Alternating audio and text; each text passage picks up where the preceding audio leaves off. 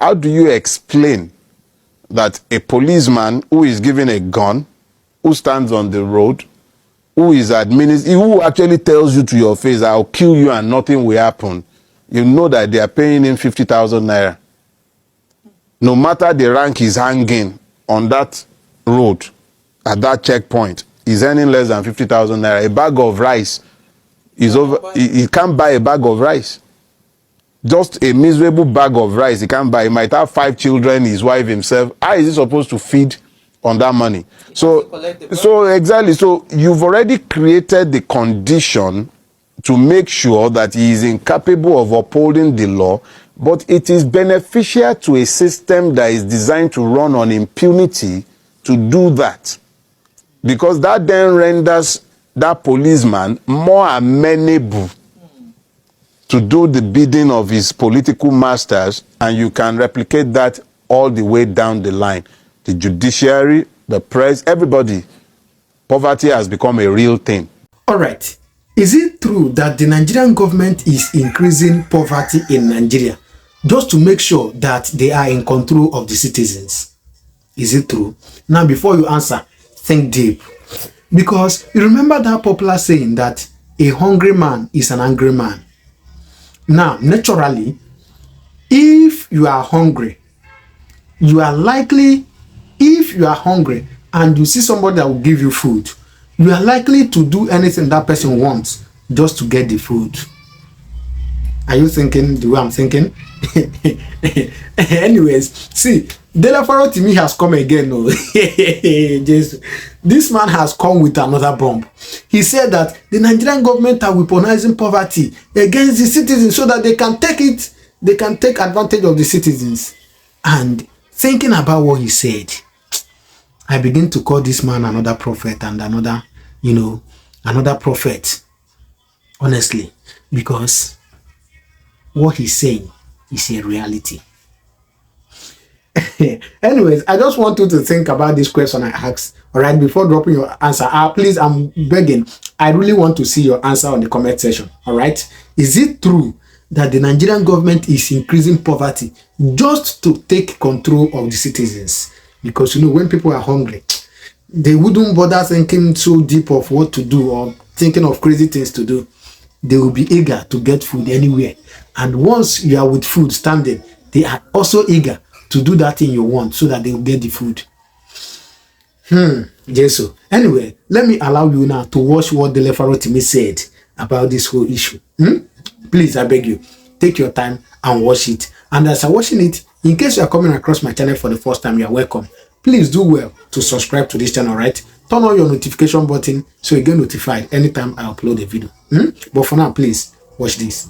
This is interesting. So I was just going to ask again, because some people have, I read the major case in this book that spoke about a land grabbing situation that involved, first of all, do you have anything personal, any personal problem with Afe Babalola? Because you called a lot of names. No, it's not personal. It's not personal. And this is very important for me. It is not personal. And it is the fact that it is not personal that has made it important. That I thank God that Chief Afe Babalola is alive and well. I thank God that there is nobody I have mentioned that is dead. Each and every one of the persons who happen to be just types. Because if it wasn't Afe, if it wasn't any one of the other persons, it would have been someone else, because it is the system that has allowed this to happen. But if we say that so that we might not be said to be against persons, we continue to ignore the ignoble acts of persons, the system will be further strengthened and such evil would become the norm. It's already become the norm. And it found normalcy in our collective silence. We in our little spaces, we elected to be quiet. We don't want to be labeled rebels. We don't want to be seen as spoiling anybody's name. We don't want it to seem like it's personal. But this is not personal. You know, because I want to read something here. You said Afe has been corrupting the Supreme Court from ages past, and he has led it to commit the most, you know, these your words are quite egregious act of evil and wanton injustice. It says Afe knows where her ladyship does not know, or what her ladyship does not know, or pretends not to know, that justice does not live in Nigerian court. And you can get the court to do whatever you want. As long as you know who to speak with and who to pay. Okay. Oh my God. Put it this way. When I looked at this, I now said, I'm writing about a man who is, I believe, in his 90s now. yes. If I stole 10 million naira from you, for instance, now, it simply means that if you went back into my history, you'll find that I had stolen 10 naira from somebody before. I cannot suddenly change and become what I wasn't in my dotage. The level of corruption that I witnessed in this case, the brazenness of it, is not suggestive of somebody who is coming to the rodeo for the first time. This is a well-practiced person. This is the norm for these persons. Look, no matter how corrupt a judicial system might be, there are certain precepts and norms. It's like I want to count 1 to 3, and then I'm looking to skip 2. So I just say 1, 3. Where is the 2? So there should be some order, some processes by which you arrive at a particular decision. That is why the court have rules. You have rules of court, and that is why we have laws. But when you see the highest judicial body in the country flouting its own rules and acting in a manner that is suggestive of impunity, then you know that something is very abnormal in that situation. I have not written these words lightly, and I am eternally grateful to God that these persons are alive. They are alive. If I have lied against them, they have recourse. Every last allegation I have made, the proofs are in the court's file.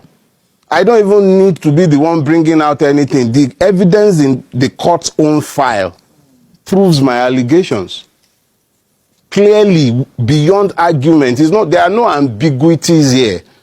It's a situation where when people become so powerful that they don't even care or believe that they are subject to any law, the law does not apply to them. The brazen impunity by which they did what they did made it impossible for maybe somebody else might have been able to find peace and walk away and be telling the story as part of their moonlight tales, or maybe when they sit amongst their friends and they are sharing beer and cognac, maybe they might have talked about it as further proof of the putrefaction of our judiciary.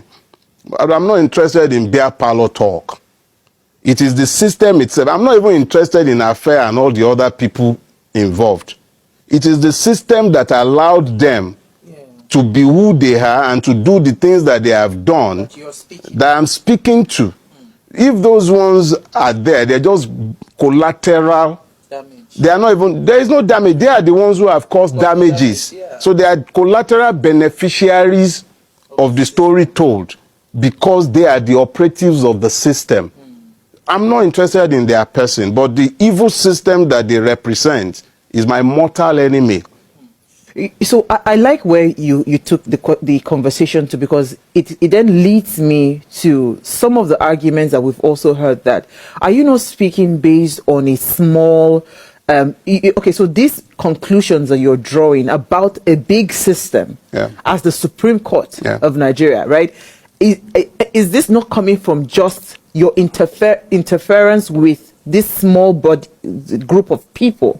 When you guys have a larger body, I mean, there are thousands of people within the judicial system in Nigeria, you know, but it then made me see this part where you said that you have seen injustice everywhere within the Nigerian court, that you're a lawyer with over 2 decades behind your practice, and you have interacted with the judicial system as a practitioner, as a victim, and as the aggrieved.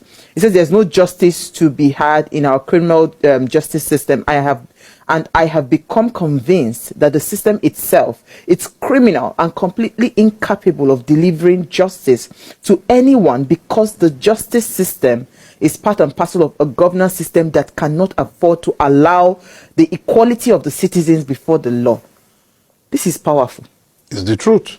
So, but are you not drawing up this conclusion just based on your own? I have to be objective here. Let me tell you. So it's like, okay, so it's like I have dealt with, I've dated you, I've dated somebody else, and all of a sudden, I now say men are. I get what you're saying. All men are useless. I get what you're saying, but let me show you something. Yes. Because of the evil done in the case I referred to, a lot of people lost their homes. Miscreants entered Nikon town to claim that they are claiming possession of part of Nikon town. They entered multiple estates in the Lekki axis in 2013 based on the strength of this fraudulent judgment. Those are persons who were affected. I told the story of a man on whose behalf I sued at the time. He had only 2 plots of land. I got judgment for him from that same system. So when I say that there is no justice to be found within the Nigerian legal system, I understand that it sounds like a sweeping indictment of the system. But if 65–70% proves to be true, that generalization holds completely true. That is the reality with which we are grappling. I have never come into the public space to talk about personal battles I am fighting within the judicial system. There was a case at the time I was writing this, even at the time I finished writing this, there was a case where I had been sent to prison almost for life until I paid 208 million that was owed by somebody for whom I stood surety. I went through the gamut of the judicial system. I was convicted in the High Court.